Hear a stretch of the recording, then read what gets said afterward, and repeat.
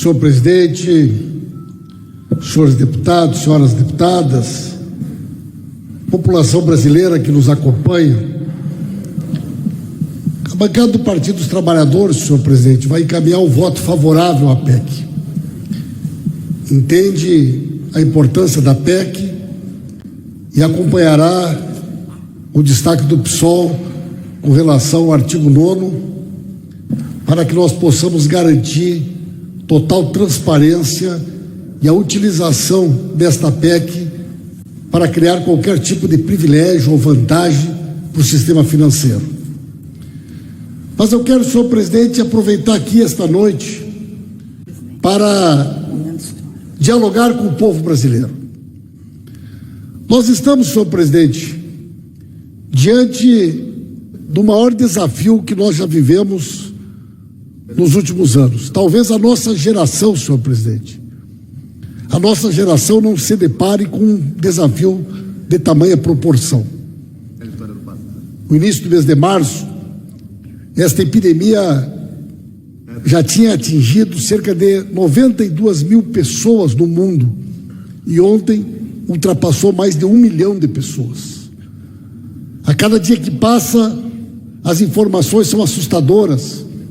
Os Estados Unidos ontem bateu o recorde do número de pessoas que morreram, o Reino Unido, a França, a Espanha não para de crescer, a Itália numa situação desesperadora, o Equador numa situação assustadora.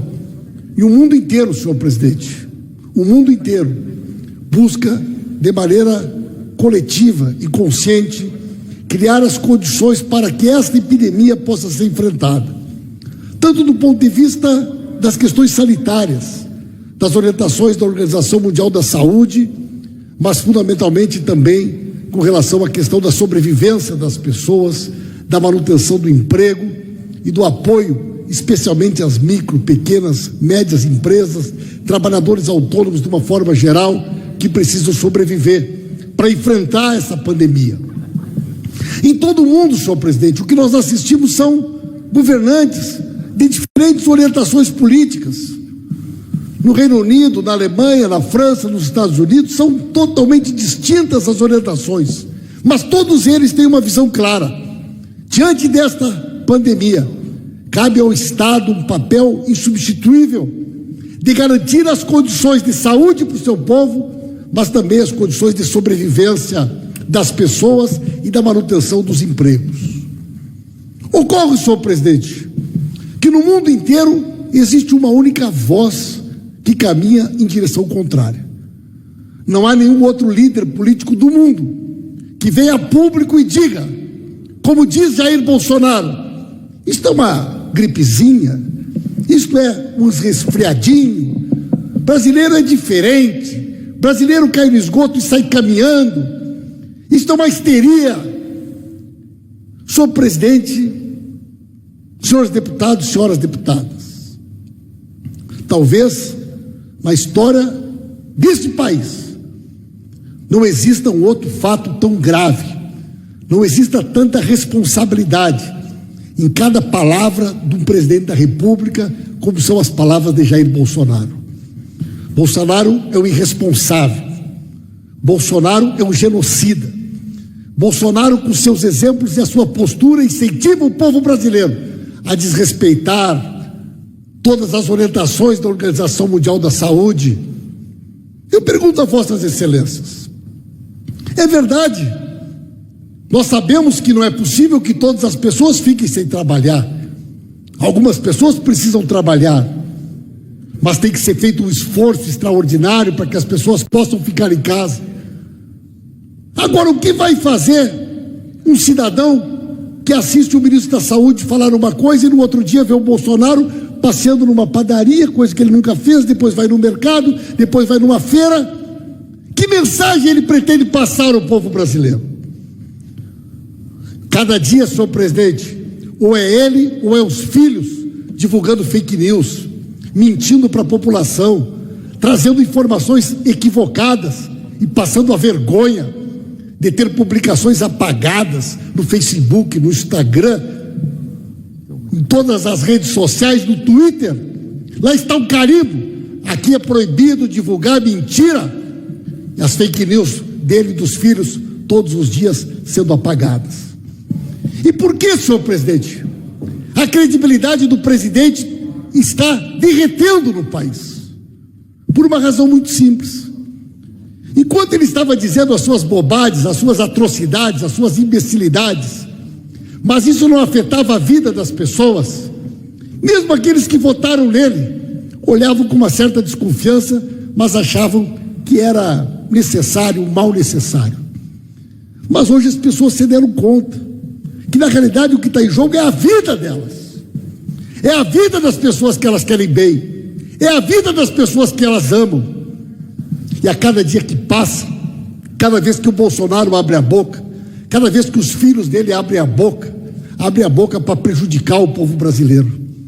Eu pergunto a vossas excelências, o deputado que pretendia ser embaixador nos Estados Unidos, que é presidente da Comissão de Relações Exteriores, quando resolveu no meio da crise atacar com fake news de forma covarde a China, o que ele pretendia com aquilo?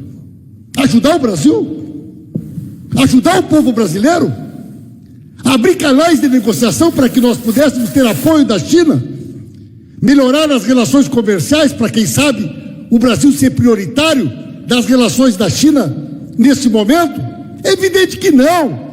Ele pensou somente no seu projeto perverso, no seu projeto de poder, para falar de maneira absolutamente irresponsável e mostrar para o Trump que eles são bem ensinados e sabem fazer o serviço sujo para os americanos. Qual foi o resultado dessa ação desastrosa? Né? Qual foi o resultado dessa ação imbecil? O Trump comprou os equipamentos, a China priorizou o negócio com o Brasil, com os Estados Unidos, e do ponto de vista objetivo, o Palermo conseguiu que os equipamentos que poderiam estar no Nordeste, poderiam estar no Brasil, fossem parar nos Estados Unidos. Este foi o resultado concreto da ação objetiva do filho do presidente da República, que, segundo a imprensa, agora tem um gabinete, os três, junto ao gabinete do ódio, para orientar o pai em como conduzir o país para enfrentar essa crise. Eu quero dizer, senhor presidente, eu quero dizer, senhores deputados, eu quero dizer, senhoras deputadas, nós estamos votando uma PEC importantíssima. Nós estamos preparando o país para enfrentar uma pandemia de proporções que ninguém de nós sabe qual é. E mesmo assim, na hora do debate sobre esse tema, a manifestação dele não é a favor da PEC. Ele veio aqui para atacar os servidores públicos, ele veio aqui para dizer que ele é contra a taxação das grandes fortunas, ele veio aqui para dizer que ele é contra qualquer proposta que possa apontar no sentido de justiça social, de enfrentar privilégios, de cortar privilégios e realmente dar condições para o povo poder enfrentar esse momento. Por que não parte do governo, senhor presidente? Por que não parte do governo uma proposta como a taxação das grandes fortunas? Ele já disse, porque eles são contra a taxação das grandes fortunas. Por que não parte do governo uma proposta para aumentar os impostos sobre os lucros e dividendos dos bancos e dos bilionários desse país? Porque eles são refém da lógica dessas pessoas que financiaram e financiam a política que eles representam. Por que razão, senhor presidente? Por que razão não parte deste governo covarde qualquer atitude ou qualquer postura nesse sentido que pudesse, de fato, criar condições fiscais e econômicas para que nós pudéssemos enfrentar a crise? Por que não manda uma proposta para regulamentar o teto? Para acabar com os salários milionários de 100, 200 mil, com as pensões milionárias de filhos de militares, de filhas de militares, de judiciário, do legislativo, ou seja lá do quem for? Não mira quem ganha 100 mil ou 200 mil, aproveita a oportunidade para tentar cortar salário de quem ganha 6 mil, de quem ganha 7 mil. Até nessa hora, a prioridade não é o país, a prioridade é fazer disputa política e buscar de alguma forma aprovar alguma medida que possa fazer mal para a classe trabalhadora, fazer mal para os servidores públicos e reproduzir uma lógica permanente de privilégios. Até nesta hora, quando o Brasil precisava ter na presidência da República alguém capaz de ajudar a enfrentar a crise. Nós temos um presidente que transforma a epidemia numa ferramenta de disputa política perversa, de perseguição aos seus adversários, de perseguição aos governadores, de perseguição aos prefeitos e a qualquer pessoa que de alguma forma ele imagine que pensa diferente daquilo que ele representa. Nós vamos passar por isso, senhor presidente. Apesar dos Bolsonaros, nós vamos passar por isso. Pague logo, Bolsonaro. Pague, que o povo tem fome.